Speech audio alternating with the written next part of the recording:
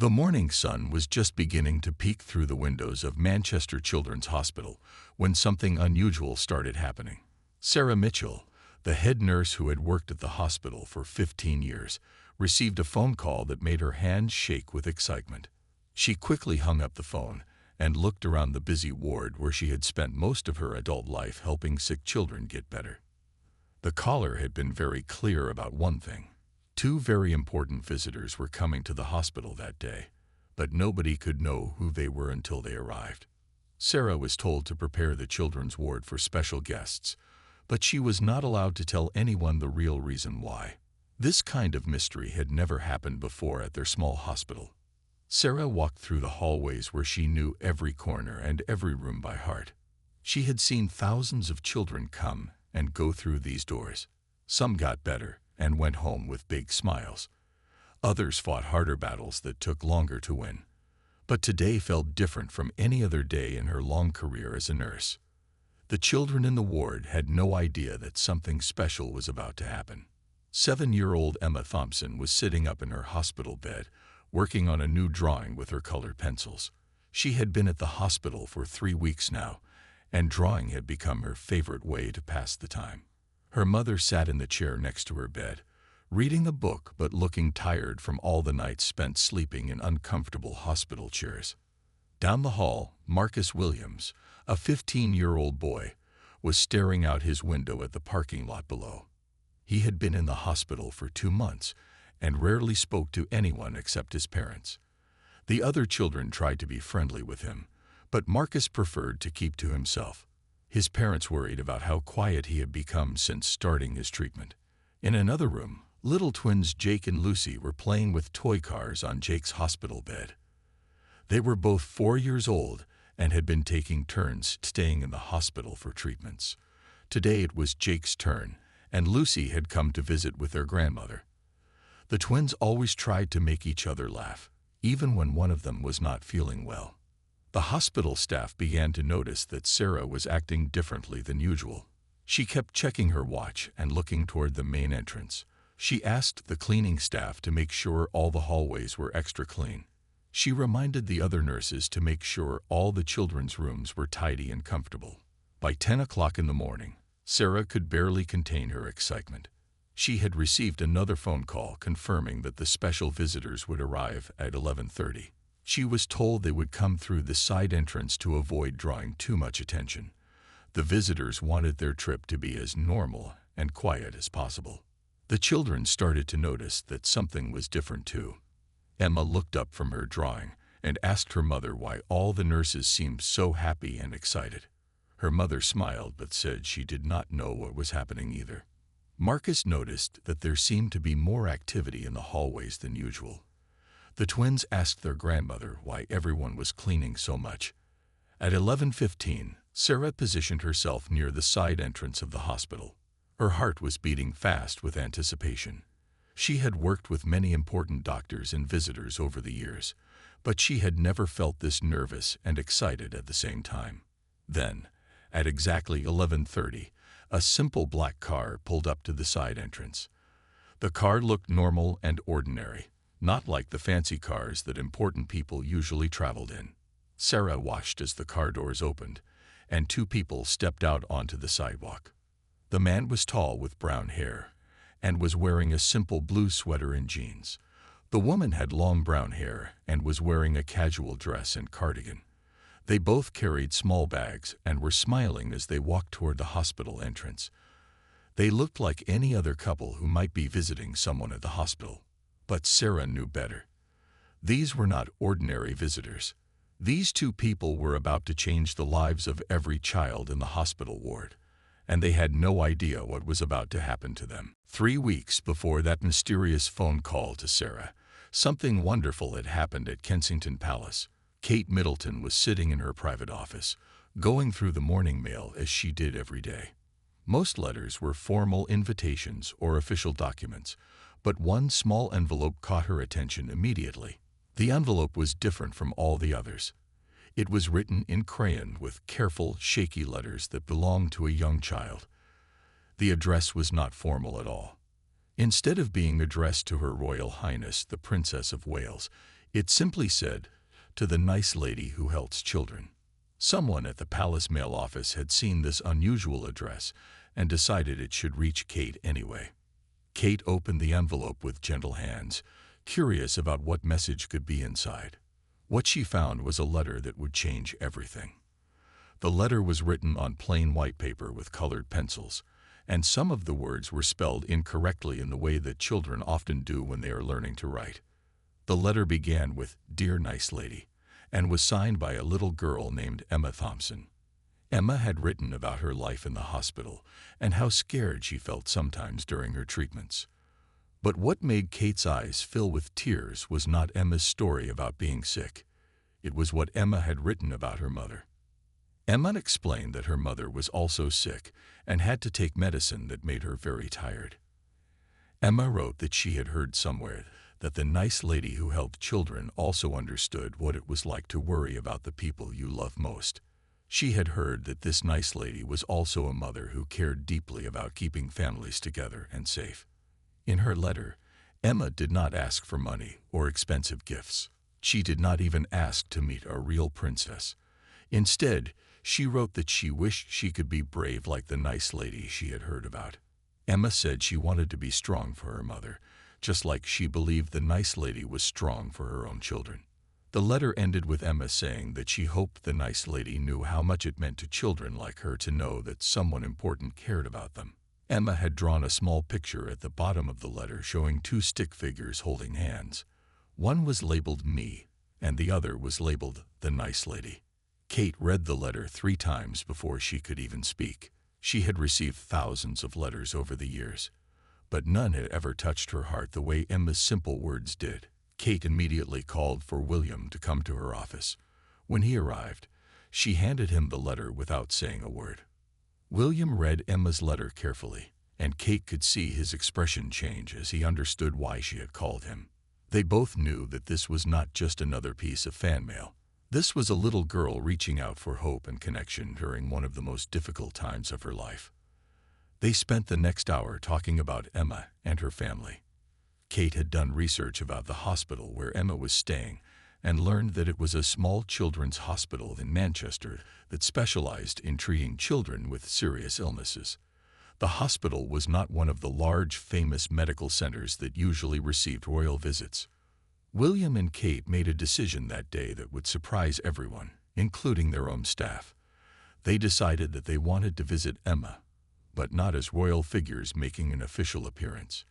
They wanted to visit as parents who understood what it meant to worry about your children's health and happiness. Kate called her private secretary and asked her to arrange something that had never been done before. She wanted to visit the hospital without any media coverage, without any formal ceremonies, and without any advance notice to anyone except the hospital's head nurse. Kate and William wanted to spend time with Emma and the other children as ordinary people, not as members of the royal family. The planning took weeks of careful coordination to make sure everything would be perfect for the children. Sarah Mitchell led the 2 visitors through the quiet hallways of the children's ward, her heart still beating fast from the excitement of meeting them. William and Kate walked beside her, looking around at the colorful walls decorated with children's artwork and motivational posters. The hospital felt warm and welcoming, not scary like some people imagined hospitals to be. As they walked, Kate asked Sarah about the different children they would be meeting. Sarah explained that Emma Thompson was in room 12 and that she had been at the hospital for several weeks now. She told them that Emma was a very special little girl who loved to draw and always tried to make other people feel better, even when she was not feeling well herself.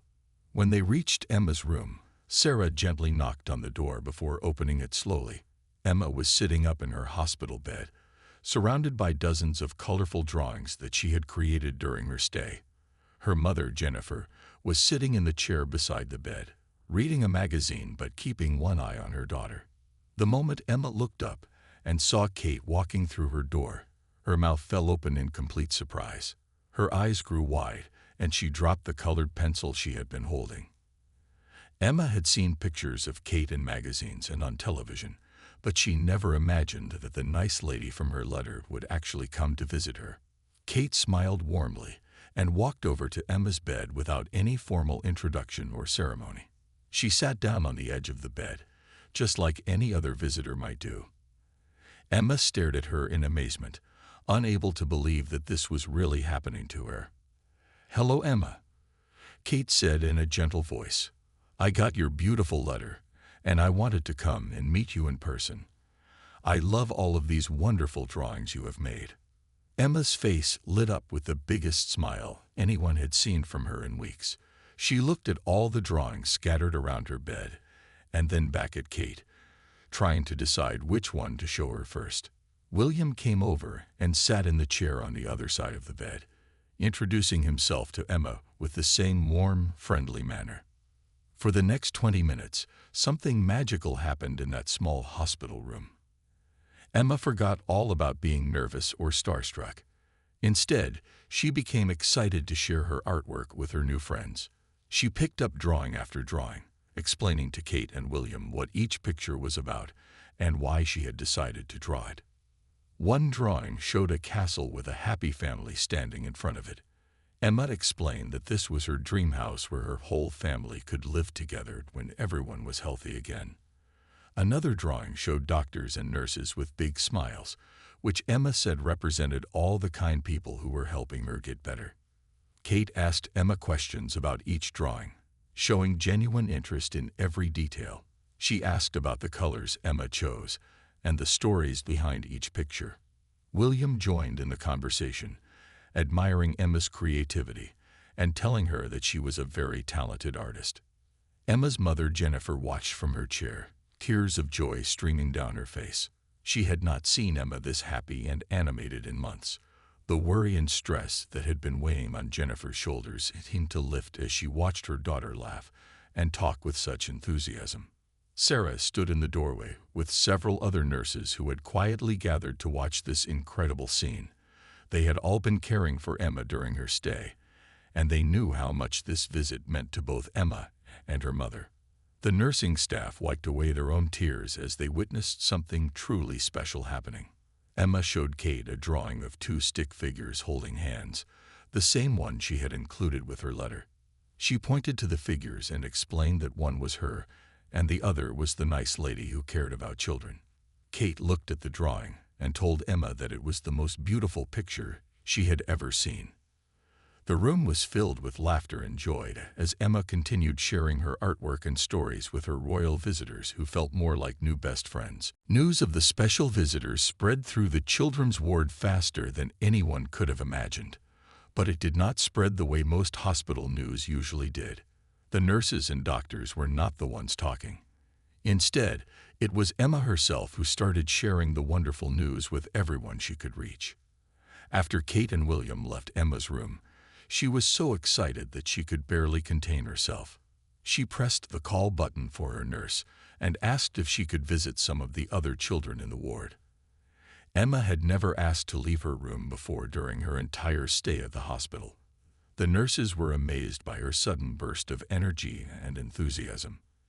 Emma's first stop was the room next door, where Marcus Williams had been staying. Marcus was the quiet 15-year-old boy who rarely spoke to anyone. Emma knocked on his door and peeked inside with a huge smile on her face. Marcus looked up from his book, surprised to see the little girl who had been in the room next to his for weeks.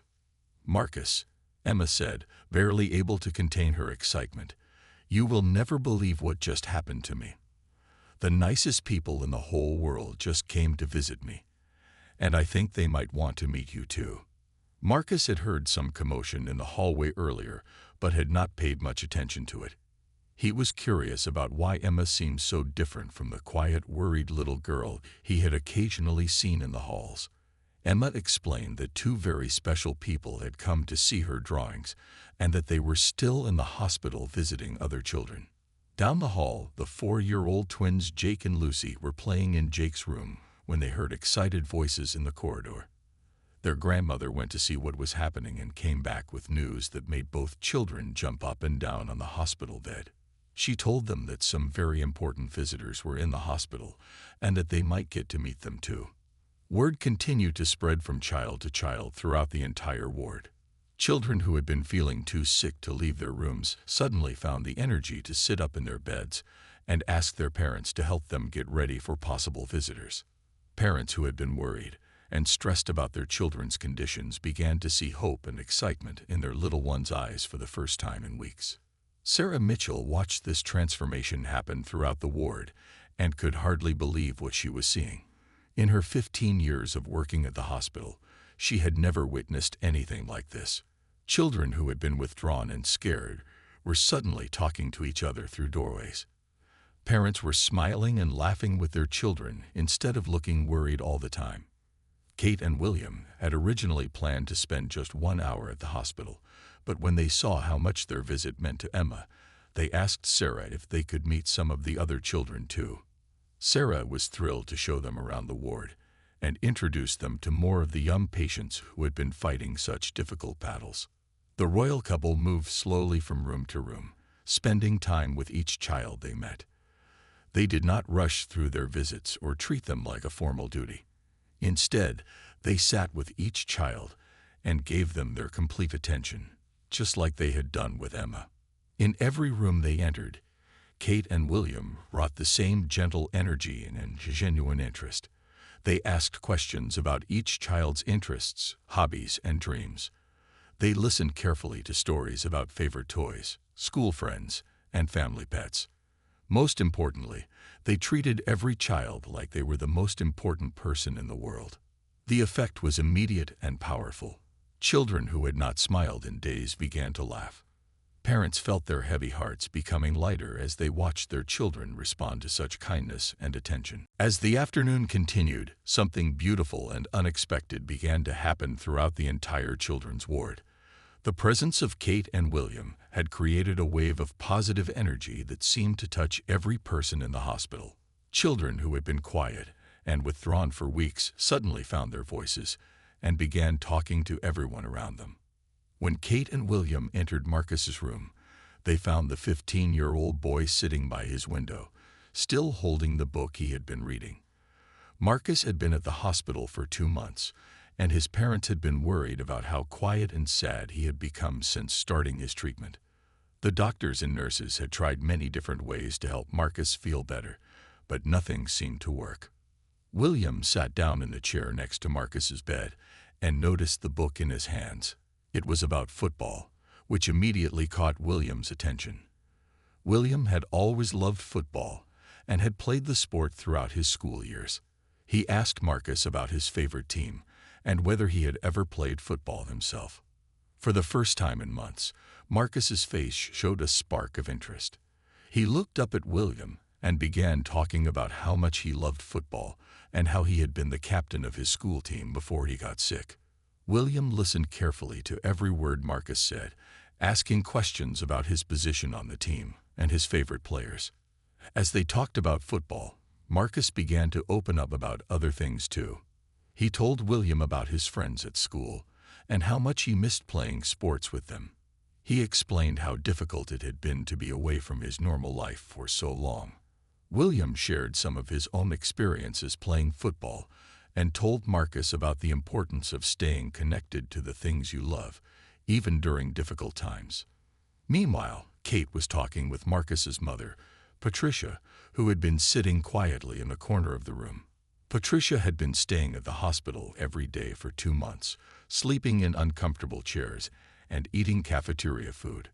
She had been carrying the weight of worry about her son all by herself, trying to stay strong for Marcus while feeling scared and alone.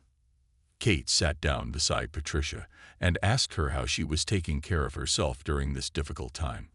Patricia was surprised that someone was asking about her well-being instead of just focusing on Marcus. She began to share her fears about her son's treatment and how hard it had been to watch him become so quiet and withdrawn. Kate listened with genuine understanding and compassion.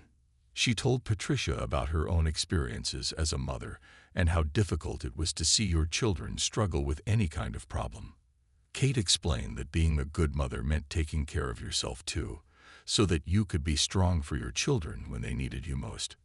By the end of their conversation, both Patricia and Kate had tears in their eyes. But these were not tears of sadness. They were tears of relief and connection. Patricia felt like someone finally understood what she had been going through. Kate felt grateful that she could offer comfort to another mother during such a challenging time for her family. The transformation in Marcus was remarkable.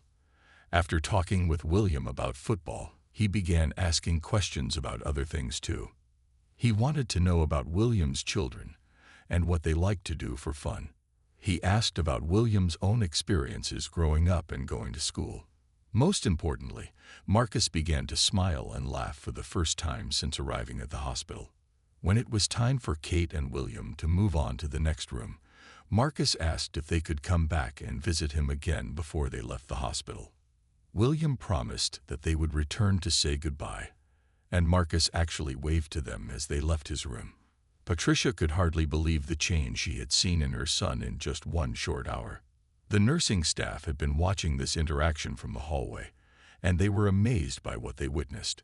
Marcus had not spoken more than a few words to anyone in weeks, but now he was talking and laughing like his old self again. As the sun began to set outside the hospital windows, Kate and William prepared to say their final goodbyes to the children they had met throughout the day. They had spent much more time at the hospital than they had originally planned, but neither of them wanted to leave while there were still children who wanted to see them. Their last stop was back at Emma's room, where the little girl who had started this whole amazing day was waiting for them. Emma had been thinking about something very important while they were visiting the other children, and she had asked her mother if she could share it with Kate and William when they returned. When Kate and William entered Emma's room for the second time that day, they found Emma sitting up very straight in her bed with a serious expression on her face. Her mother Jennifer was sitting beside her, and both of them looked like they had something important to say. Emma looked directly at Kate and William and asked if she could tell them something that she had been thinking about all afternoon. Kate and William sat down on either side of Emma's bed and told her that they would love to hear whatever she wanted to share with them. Emma took a deep breath and began to speak in a clear, strong voice that surprised everyone in the room. She explained that she had been scared about her treatment and worried about her mother's health for a very long time.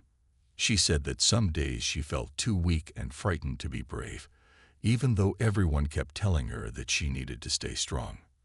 But then Emma said something that made everyone in the room stop breathing for a moment. She told Kate and William that meeting them had changed the way she felt about being brave. She explained that seeing how kind and normal they were, despite being such important people, had made her realize something very important about herself. Emma said that if people as special as Kate and William could take time out of their busy lives to care about her and listen to her stories, then maybe she was much stronger and more important than she had ever believed. She said that their visit had made her feel like she mattered, not just as a sick little girl, but as a real person with interesting things to say and share. The room fell completely silent except for the sound of people trying not to cry. Emma's words had hit everyone like a powerful wave of emotion. Her mother Jennifer covered her mouth with her hands, tears streaming down her face as she listened to her daughter speak with such wisdom and strength.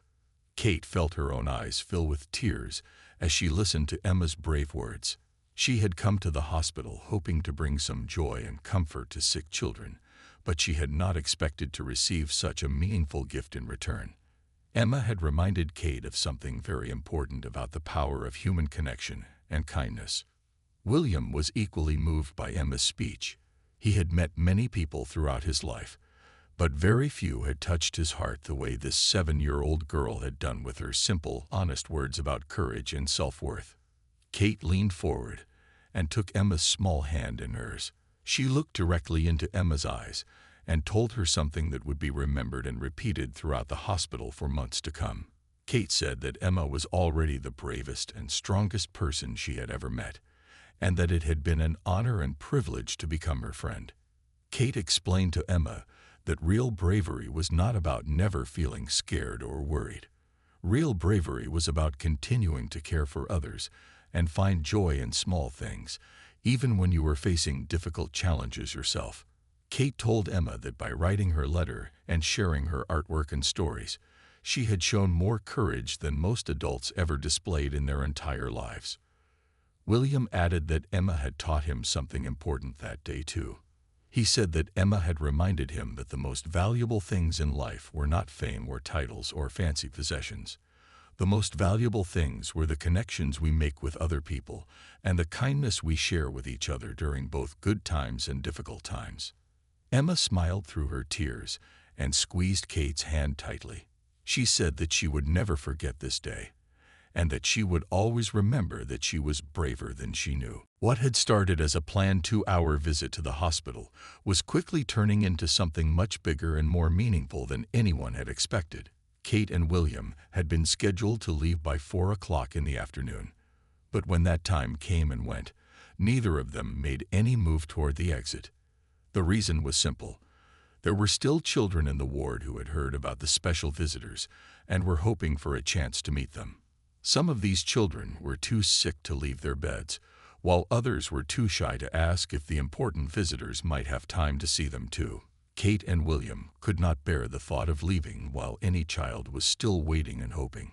Sarah Mitchell approached Kate and William as they finished their visit with Emma and quietly asked if they had time to meet just a few more children before they left.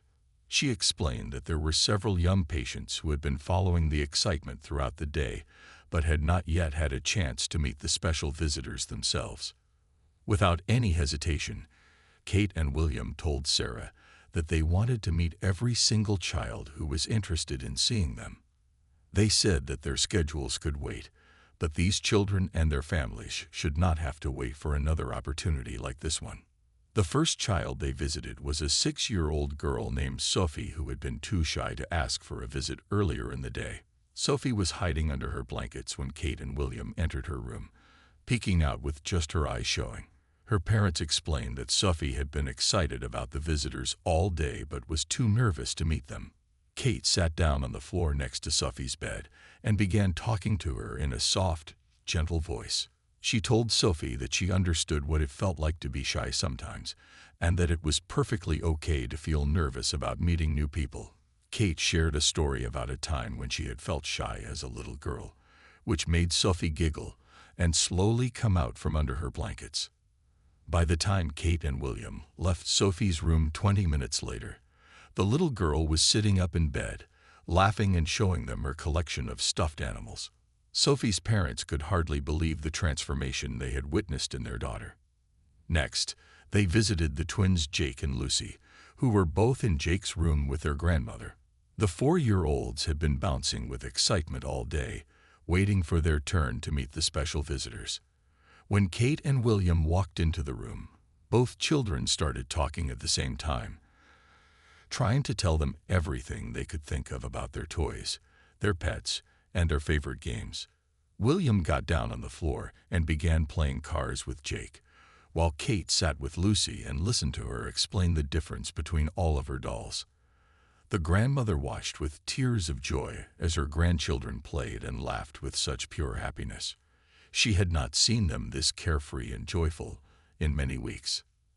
As the evening approached, Kate and William realized that they had been at the hospital for more than 6 hours.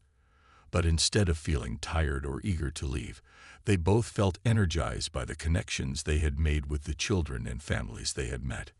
The hospital staff had arranged for dinner to be served in the family dining room, and Kate and William asked if they could join the families for the evening meal. The dining room was filled with children, parents, grandparents, and hospital staff, all sharing simple food and extraordinary conversations.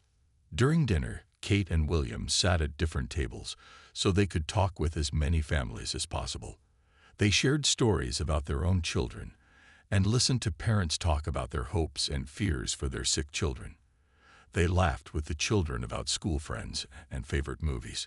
Most importantly, they made every person in that dining room feel valued and heard. After dinner, some of the children were too excited to go to sleep at their usual bedtime.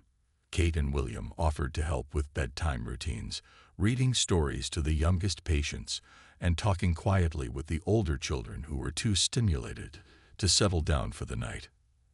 Emma asked Kate to read her favorite story about a brave princess who helped other people solve their problems.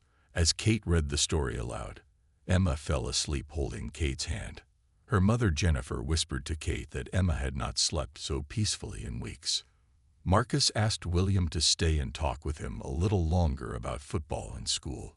William sat by Marcus's bedside until the teenager finally felt ready to go to sleep, promising to remember everything they had discussed about staying connected to the things you love. The effects of Kate and William's visit continued to ripple through the hospital long after their car had disappeared into the evening darkness.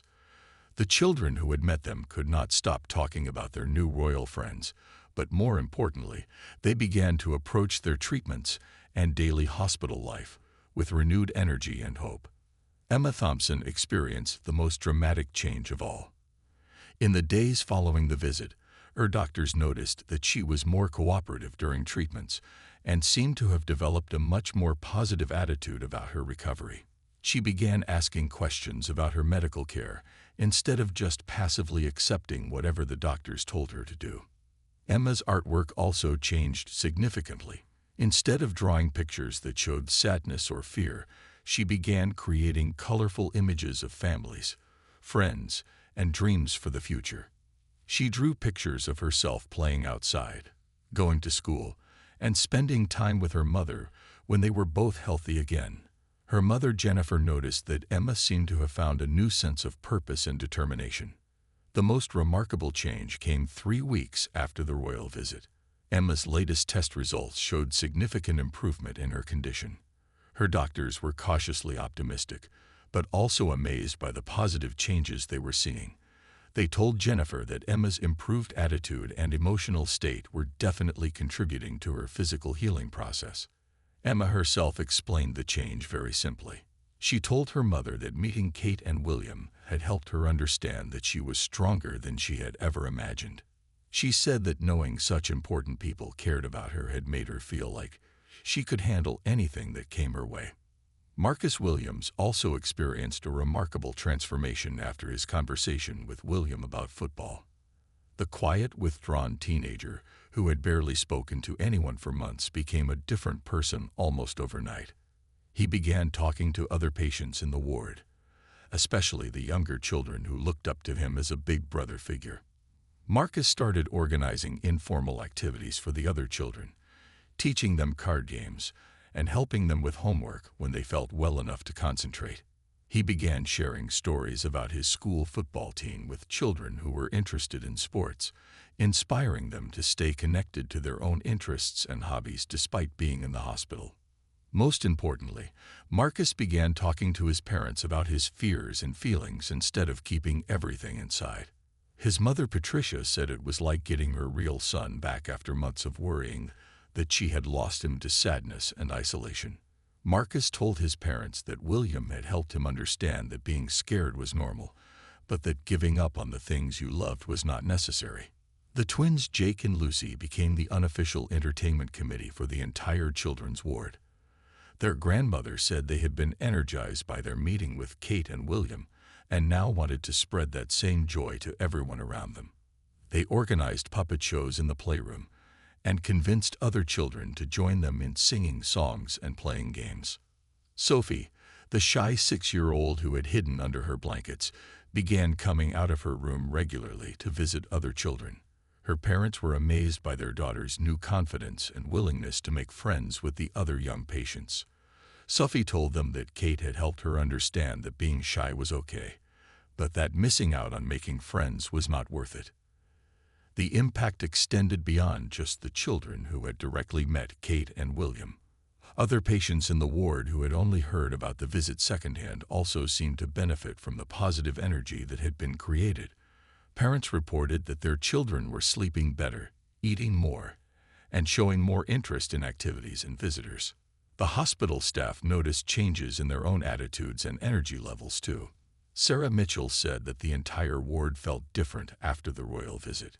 Nurses and doctors found themselves spending more time talking with patients and families, inspired by the example Kate and William had set by giving their complete attention to every person they met. Letters began arriving at Kensington Palace within days of the visit.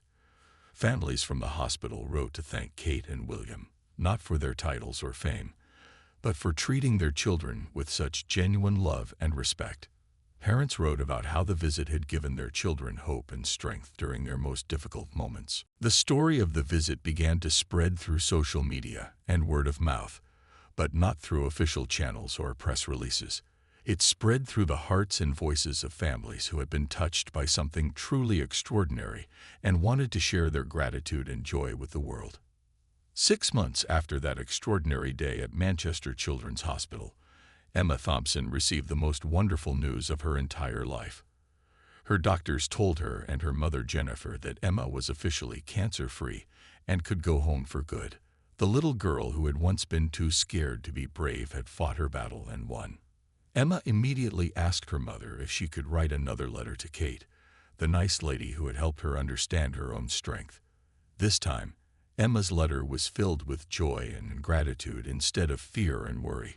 She wrote about how she was going back to school, playing with her friends again, and most importantly, watching her mother get healthy too. Along with her letter, Emma included a special drawing that she had been working on for weeks. The picture showed her family standing together outside their house, all of them smiling and healthy.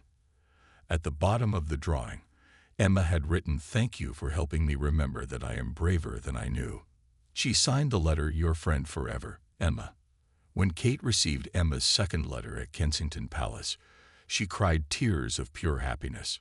She immediately shared the news with William, and they both felt overwhelmed with joy to know that their young friend had recovered completely. Kate kept Emma's drawing on her desk as a daily reminder of the power of human connection and kindness. Marcus Williams had also made a complete recovery and returned to school, where he rejoined his football team as captain. But Marcus was different now from the boy he had been before his illness. He had learned important lessons about empathy and courage that made him a better leader and friend to everyone around him. Marcus started a support group at his school for students who were dealing with serious illnesses or family health problems.